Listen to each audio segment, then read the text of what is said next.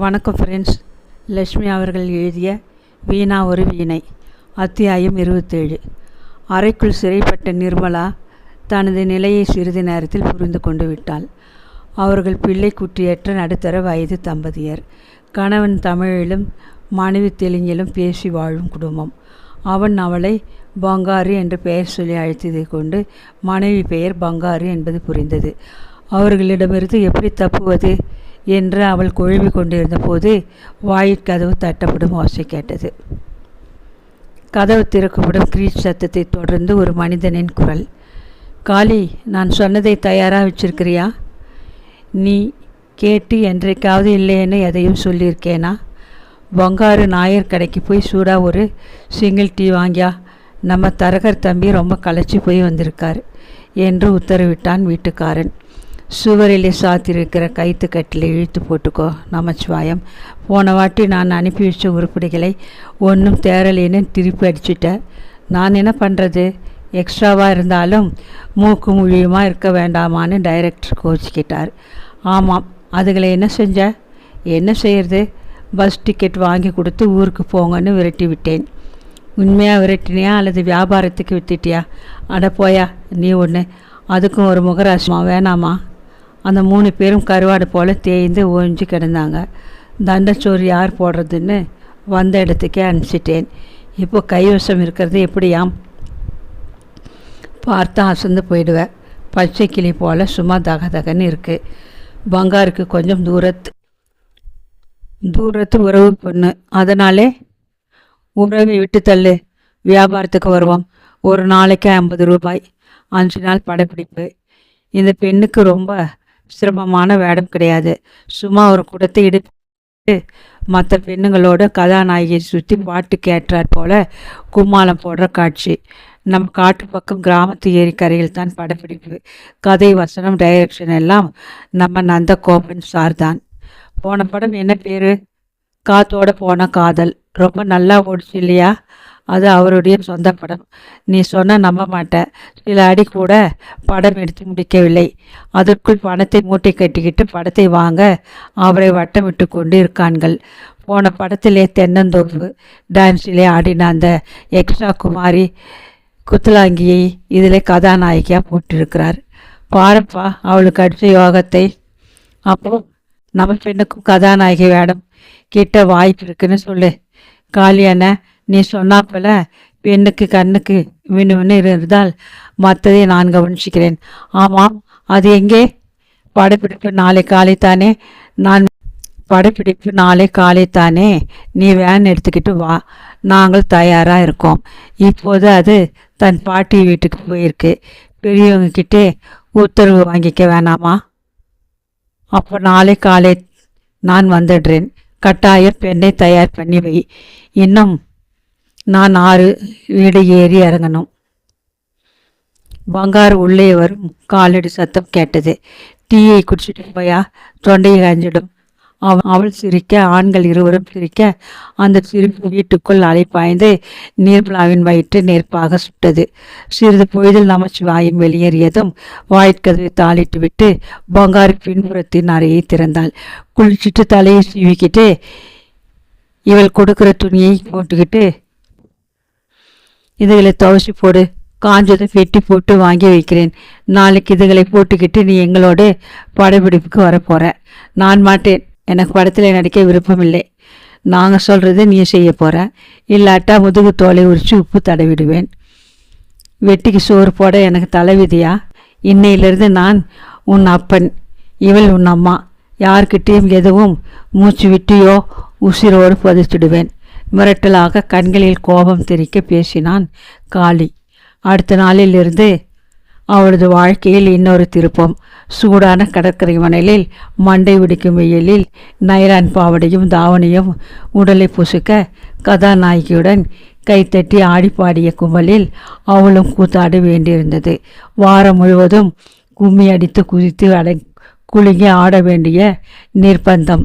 வேலை முடிந்ததும் வேனில் ஏற்றி வீட்டுக்கு வந்த பங்காரு அவளை ஒரு கைதி போல வீட்டுக்குள் அடைத்து வைத்திருந்தாள். படப்பிடிப்பு இல்லாத நாளில் வரட்டி தட்டு மேலே இருந்தது. வீட்டை பெருக்கி சுத்தம் செய்து துணி துவைக்கும் வேலை வரை எல்லாவற்றையும் அவள் தலையில் சுமத்தினாள். கதாநாயகியுடன் சிரித்து கொண்டு பாட்டுக்கு தக்கபடி உடமையில் அளித்த ஆட அவளுக்கு பிடிக்கவில்லை. ஆனால் பங்காருவின் பிடியில் இருந்து தப்பும் வழிதான் தெரியவில்லை. நாட்கள் நகர்ந்தன. அங்கு வந்து சேர்ந்த மாதங்கள் 2 ஆகிவிட்டன. அவள் அதற்குள் 2 படங்களில் உதிரி நடிகையாக நடித்துவிட்டாள். அன்று இரவு களைப்பு மிகுதியால் அவள் தாழ்வாரத்தில் விரித்து போட்ட பாயில் படுத்து உறங்கி போனாள். திடீரென்று பேச்சு குரல் கேட்டு விழித்து கொண்டாள். பங்காரு பேசிய தெலுங்கு புரியாவிட்டாலும் காளியின் பேச்சில் இருந்த நிலைமையை ஊகிக்க முடிந்தது. பங்காரு, நமக்கு நல்ல காலம் வந்திருக்கு. படப்பிடிப்பை பார்க்க இன்னைக்கு வந்திருந்தாரே ஒரு இரட்டை நாடி மனுஷன். ஆமாம், அவர்தான் சில இடங்களுக்கு படத்தை வாங்க பணத்தோடு வந்து இருப்பதாக பேசிக்கிட்டாங்க. அவர் ரொம்ப பணக்காரர்.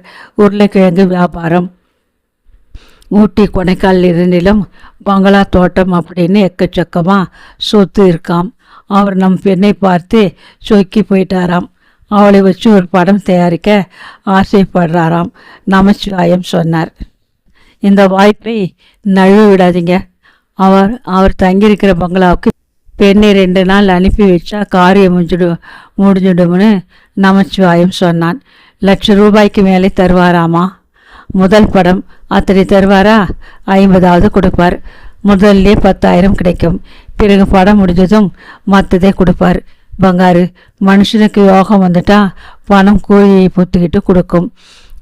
இந்த பெண்ணு யாரு? நாம யாரு? ஆனால் இவள் மூலம் நமக்கு சொத்து சேர போகுது, பணம் குவிய போகுது.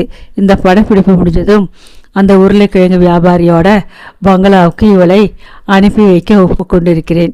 நீ என்ன சொல்ற? திக் திக் என்று நிர்மலாவின் நெஞ்சு பயத்தில் அடித்து கொண்டது. அடித்து உதைத்து வீட்டு வேலை வாங்குவதுடன் மற்ற பெண்களுடன் ஆடி பாடி கூத்தடி சம்பாதித்து கொடுப்பது போதாதென்று அவளை இன்னும் பெரும் படுகுழியில் தள்ள திட்டம் போடுகிறார்களே. அவர்களுக்கு உண்மை தெரியுமா? பிரபல தொழிலதிபர் கருணாகரனின் செல்வ மகள் அவள். பல லட்சங்களுக்கு சொந்தக்காரி. அவளை ஏதோ தெருவில் அலையும் அனாதியைப் போல பிடித்து வைத்து கொண்டு அசிங்கமான தொழிலில் தள்ள பேரம் பேசுகிறார்கள். இந்த முறை அவர்கள் அப்படி ஏதாவது ஒரு சிக்கலில் மாட்டிவிட்டால் அவள் கொஞ்சமும் அஞ்சாது அந்த உருளைக்கிழங்கு வியாபாரியின் மண்டையை கைக்கு கிடைத்த பொருளால் உடைத்து நொறுக்கிவிடப் போகிறாள். மானத்தை இழப்பதை விட கொலைக்காரி என்ற பெயர் எவ்வளவோ மேல். தோழி வசந்தி சொல்லியிருக்கிறாள். மைனர் பொண்ணோ பிள்ளையோ கொலை வழக்கில் சம்மந்தப்பட்டால் அவர்களுக்கு பெரியவர்களுக்கு கொடுக்கப்படும் கடும் தண்டனையை நீதிபதி வழங்க மாட்டார். அவர்களுக்கு கருணை காட்டி சீர்திருத்த பள்ளிக்கு அனுப்பிவிடுவார்கள். அப்போ அவள் உண்மை பெயர் விவரம் எல்லாம் தெரிவிக்க நேரும். அண்ணன் நரேந்திரன் தங்கைக்கு ஏற்பட்ட அவமானத்தை கேட்டு மனம் நொறுங்கி போவார். சின்னம்மாவியனா அவளை பார்க்கவும் விரும்ப மாட்டாள். ஊரே அவளை பற்றி பேசும். பத்திரிகைகளில் செய்தி அடிப்படும். அவளது அந்தரங்க பள்ளி தோழிகள் அதற்கு பின் அவளோட பேச அஞ்சுவார்கள், வெட்கப்படுவார்கள். அவளது வருங்காலம் அவமானத்தில் மூழ்கி இருளாகி போய்விடப் போகிறது. அவளையும் மீறி பொங்கிய கண்ணீர் முத்துக்களாக தலையணி மீது சிதறின. அத்தியாயம் 28. சுவரில் அடித்த பந்து போல அருணிடம் அந்த பிரச்சனை திரும்ப திரும்ப வந்து கொண்டு இருந்ததை ஒழிய தீர்வு கண்டு வெற்றி பெறும் வழியே அவனுக்கு பலனாகவில்லை. எத்தனை சாமர்த்தியமாக துப்பு துளக்கி கொண்டு அவன் போனாலும் அங்கங்கே முட்டுக்கட்டைகள் வந்து தடுத்தன. எத்தனை பெரிய பட்டணத்தில் நிர்மலா எப்படியோ மாயமாகிவிட்டாள். காவல்துறை உதவியின்றி அவனை எதை மேற்கொண்டது தவறா? நிர்மலா என்னும் சிறுமி காணாமல் போனாள் என்பதை விட அவனுள் இப்போது வேறு ஒரு பிரச்சனை உருவாகிவிட்டிருந்தது. வெள்ளை சேலையும் வெறுமையுமான நெற்றியுடன் இருந்த வீணாவை பார்க்கும் போதெல்லாம் அவன் மனம் கரைந்து போனான். அவனது தந்தை நீலகண்டன் அவளுடைய தொழிற்சாலைக்கும் குடும்பத்துக்கும் சட்ட ஆலோசனை வழங்கும் வழக்கறிஞர். அவர் அவளிடம் வீணாவை பற்றி கூறிய தகவல்களில் இருந்து அவனுக்கு அவள் மீது தாங்கனா இரக்கம், பரிதாபமா, பாசமா, அன்பா என்று இனம் காண முடியாத ஒரு காதல். நிர்மலாவை தேடி கண்டுபிடிக்க கடைசியாக அவன் மேற்கொண்ட முயற்சியிலும் தோல்வி கண்ட போது மனம் தளர்ந்து போய் அவன் அருகில் இருந்த அம்மன் கோவிலுக்குள் நுழைந்தான். மனதை உணர்வுகள் குழப்பும் போது அமைதி ஏற்பட பக்தி மார்க்கத்தை கடைபிடிப்பது என்பது சிறந்தது. வைத்தியர்கள் குழப்பமான சிந்தனைக்காரனுக்கு மன அமைதி கொடுக்க டிரான்குலைசர் என்னும் மருந்தை தருவது போல நம் பெரியோர்கள் பக்தி செய்வதன் மூலம் அமைதியை கண்டார்கள். யாவரும் எளிய முறையில் அனுசரிக்கும் வழி இது. ஒரு உபன்யாசத்தின் போது அவன் கேட்ட உண்மை. அம்பிகையின் கோயிலுக்குள் அவன் நுழைந்த சமயம் தீபாரதனை நடந்து கொண்டிருந்தது. நீட்டி அவன் கையில் அர்ச்சகர் குங்குமத்தை வைத்தார். கோவிலுக்கு வெளியே வந்தபோது அவன் தன் உள்ளங்கையை விரித்து அதற்குள் அடக்கமாக்கியிருந்த குங்குமத்தை பார்த்தான். திடீரென்று வீணாவின் வெறுமையான நெற்றி நினைவில் வந்தது.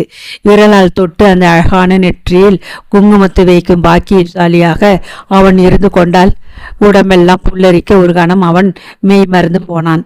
பின்னர் ஒரு காகித துண்டில் அந்த குங்குமத்தை கொட்டி பொட்டலமாக்கி தன் சட்டை பைக்குள் வைத்து கொண்டு மோட்டார் சைக்கிளில் ஏறி நேரே நண்பர் மகாலிங்கத்தின் வீட்டிற்கு சென்றான்.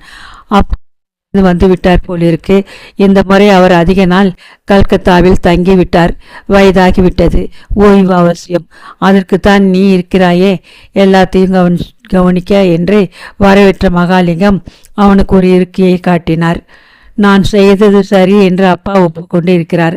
ஆனால் ஒரு காலகட்டத்திற்கு மேல் நாம் சும்மா இருப்பது தவறு.